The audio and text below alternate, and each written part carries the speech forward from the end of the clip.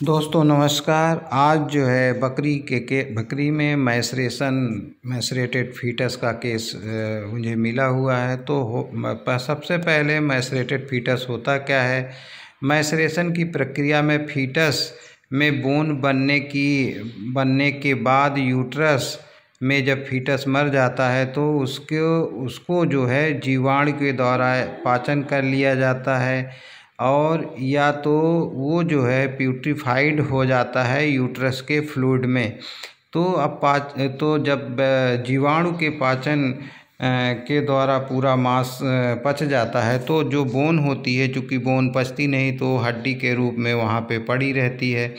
तो इस प्रक्रिया को मैसरेशन फीटस कहते हैं। जो हमारे पास इस समय केस है बकरी का, उसमें 3 फीटस थे यूट्रस में, लेकिन एक फीटस जो है पूरा मैसरेशन हो गया है और 2 फीटस पूरे इंटैक्ट हैं लेकिन डेड हैं। तो इसमें क्या होता है, जो पार्चुरेशन होता है तो पार्चुरेशन में भी जो इनकम्प्लीट जो है पेल्विक डायलेशन होता है, और इसमें क्या होता है, बोन जो होती है यूट्रस में रहती है। तो यहाँ पे इस वजह से इसमें पूरा जो बैक्टीरिया होते हैं, जीवाणु होते हैं, तो उनके कारण यह होता है।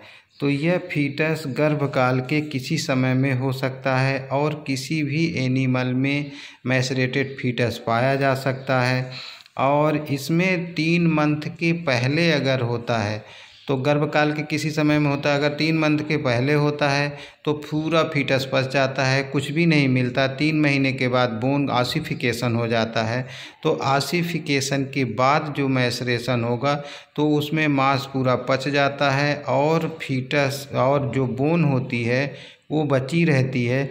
इसीलिए अगर आप जब इसका इलाज करते हैं तो वहाँ पे आपको कभी भी ऑक्सीटोसिन का प्रयोग नहीं करना चाहिए, क्योंकि इसमें रिलैक्सेशन, कॉन्ट्रैक्शन, जो इक्बोलिक एक्शन है वो बढ़ जाएगा और हमेशा यूट्रस को जो शार्प पॉइंट बोन का होता है वो इंजरी करेगा। बहुत बहुत धन्यवाद। हमारे चैनल को लाइक करें। यदि फीटस की मृत्यु जो है जीवाणु या विषाणु संक्रमण द्वारा होती है तो कार्पस ल्यूटियम का रिग्रेशन हो भी सकता है, नहीं भी हो सकता है। और जो पार्चुरेशन स्टार्ट होता है और या एबार्सन अपूर्ण होता है, क्योंकि सर्वाइकल डायलेशन या सर्वाइकल कैनाल का जो डायलेशन होता है पूर्ण रूप से नहीं होता है।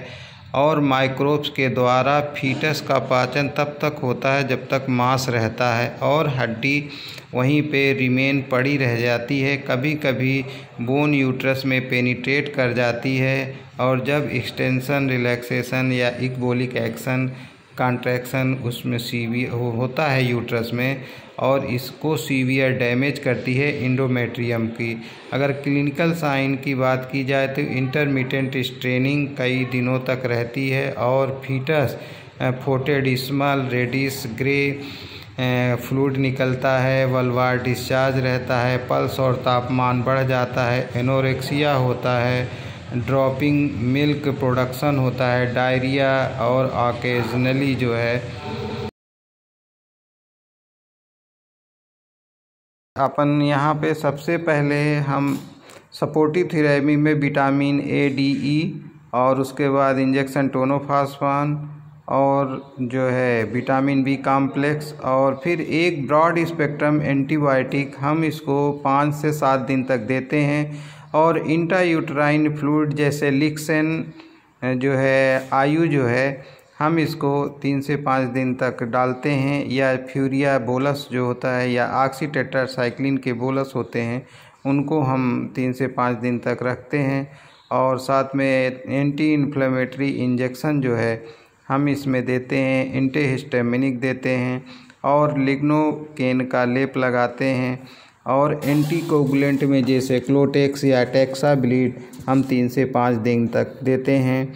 और इस तरह से जो है मैसरेटेड फीटस का हम उपचार करते हैं। और चूँकि इस केस में 3 फीटस बकरी के अंदर थे, एक मैसरेटेड था। बहुत बहुत धन्यवाद। हमारे चैनल को लाइक करें, सब्सक्राइब